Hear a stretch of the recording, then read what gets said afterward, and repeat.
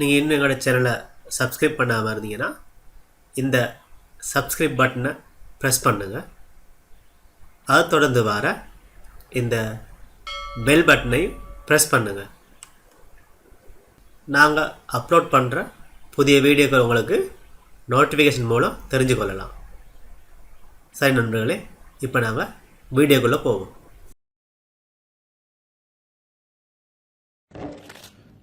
Dear friends, இன்று நாங்கள் எல்லோராலும் சைத்து கொள்ள முடியாத விடயமான ஃபாட், அதாவது குசு அல்லது ஃபிளட்யூலன்ஸ், இதை பற்றி ஒரு சில நாங்கள் அறியாத சிலவற்றை நாங்கள் தெரிந்து கொள்வோம். ஆரோக்கியமான மனிதனால் தினமும் 14 இருந்து 18 வரையாக ஃபாட்கள் வெளியிடப்படுகின்றன. இதை நாங்கள் ட்ராப், அடைப்பற்ற காற்று என்று கூறுகின்றோம். இதற்கு முக்கிய காரணம் நைட்ரஜன் தான், ஃபெட் வருவதற்கான காரணம். இதில் nitrogen, carbon dioxide, oxygen, methane, hydrogen போனவை காட்டப்படுகின்றன. 90% ஃபாட்கள், அதாவது குசு மனமற்றது. 1% துர்நாற்றம் வீசக்கூடியது.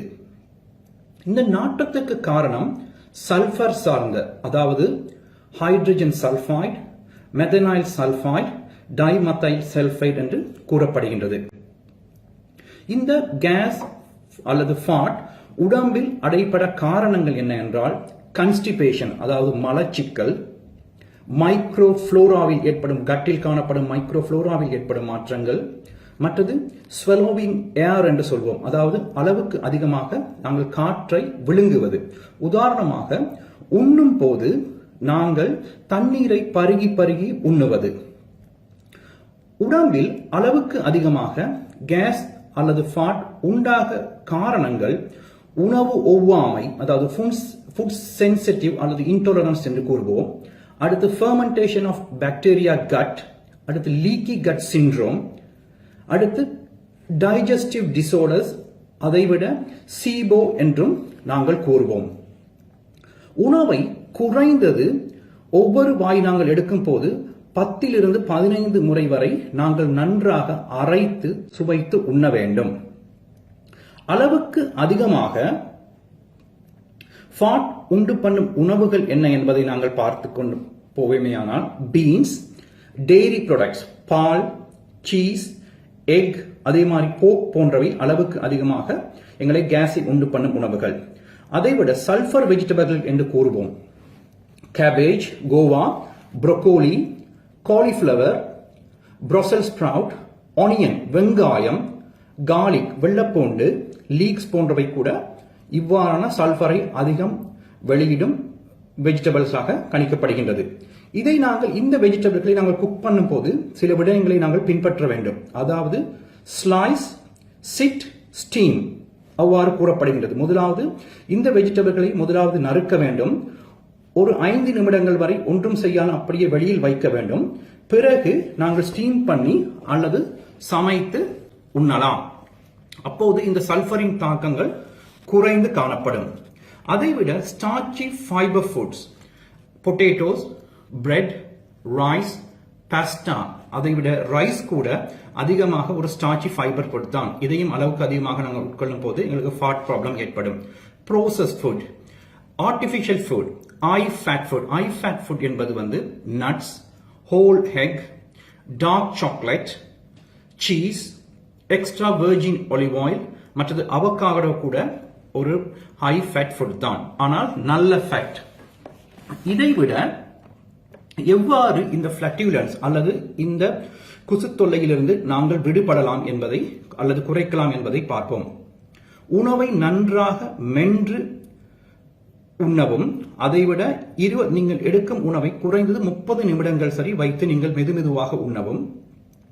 உண்ணும் போது எக்காரணம் கொண்டும் தண்ணீர் பருக வேண்டாம். உண்ணுவதற்கு 15 நிமிடங்களுக்கு முன்னும் உண்ட பின் 15 நிமிடங்களுக்கு பின்னும் தண்ணீரை நீங்க பருகலாம். ப்ரோபயோட்டிக்ஸ், அதாவது ஹோம்மேட், வீட்டில் செய்யப்பட்ட தயிர், மோர், கஃபீர் போன்றவற்றை நீங்கள் நன்றாக உண்ணலாம். வீட்டில் செய்த ஊறுகாய், மற்றது பதப்படுத்தப்பட்ட காய்கறிகள் போன்றவற்றை கூட நீங்கள் அளவுக்கு அதிகமாக உண்ணலாம். காரணம், இது கட் பாக்டீரியாவுக்கு மிகவும் முக்கியமானதொன்று. லோக்கலில் கிடைக்கக்கூடிய உங்கள் அருகாமையில் கிடைக்கக்கூடிய ஹெர்ப்ஸ்கள், மற்றது ஜிஞ்சர், வெங்காயம், கார்லிக், டர்மரிக், மஞ்சள், ஃபெனல் சீட், சின்ன சீரகம் போன்றவற்றை நீங்கள் அளவுக்கு அதிகமாக நீங்கள் பாவிக்கலாம். தினமும் 45 நிமிடம் நடக்கவும், அதைவிட முடிந்தால் 20 நிமிடம் வரை நீங்கள் சைக்கிள் செய்யவும். குறைந்தது தொடர்ந்து 30 நிமிடம் நல்ல சன்லைட்டில் நீங்கள் இருக்கவும். நீங்கள் தண்ணீர் பருகும் போது கொஞ்சம் வெதுவெதுப்பான தண்ணீரை நீங்கள் குடிப்பது நல்லது. குளிர்மையான தண்ணீர், அதாவது சில் வாட்டர்களை நீங்கள் குடிப்பதை முழுமையாக நீங்கள் தவிர்த்துக் கொள்ளுங்கள். ஆல்கஹால், வைன், பியர் முற்றாக நீங்கள் 6 வீக்குக்கு எடுக்காமல் இருப்பது நல்லது. மற்றது பொரித்த உணவை கூட நீங்கள் தவிர்க்க வேண்டி வரும். பிரெட் 2 ஸ்லைசஸ், மற்றது ரைஸ் 2 அகப்பைக்கு மேல் நீங்கள் உண்ண வேண்டாம். இரவு 8 மணிக்கு மேல் உணவு உட்கொள்வதை முற்றாக தவிர்க்க வேண்டும். மற்றது டீ, காஃபி நீங்கள் எடுத்தால் கூட சுகர் இல்லாமல் எடுக்க வேண்டும். Fizzy drinks, take away foods, colouring கலந்த உணவுகள் எல்லாவற்றையும் நீங்கள் தவிர்க்க வேண்டும். அதைவிட ஆரோக்கியமான பப்பாயா, அதாவது பப்பாசி பழம், பைனாப்பிள் போன்றவற்றை தினமும் நீங்கள் உட்கொள்ள வேண்டும்.